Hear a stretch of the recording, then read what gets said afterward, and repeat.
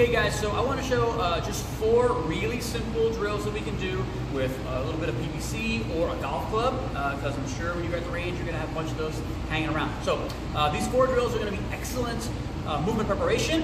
They're obviously going to involve a lot of rotation, and they're going to be sort of graded, nice and gradual and slow. The first one is going to be a half kneeling rotation with an extension. So we're going to kneel on one leg. Everything is mostly straightforward. I'm going to take a golf club, or in this case a little bit of PVC. I'm going to extend my hips by rocking my body weight forward. Notice I didn't fold or slump. I'm going to extend those hips, and then I'm going to raise my arms up. And if I can, I'm going to turn away from that leg that is down. Okay? Add a couple seconds of a stretch. No big deal. Not a lot of heavy, intense stretching. This is a mobility movement for our hips. We're forward, and I'm rotating. I'm extending. Real simple. I might do 5 or 6 passes of this little stretch, and then switch knees, and then do the same.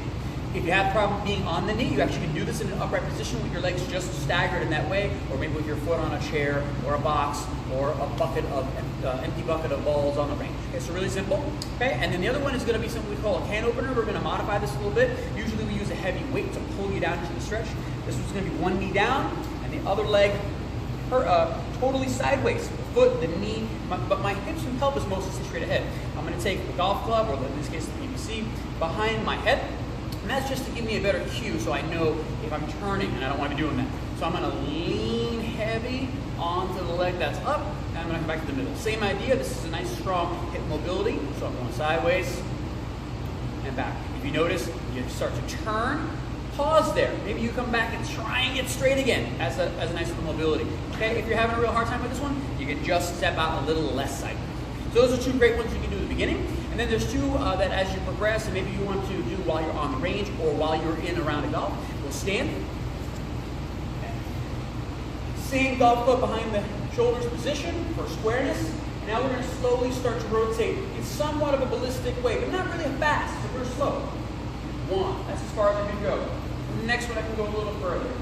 3, 4.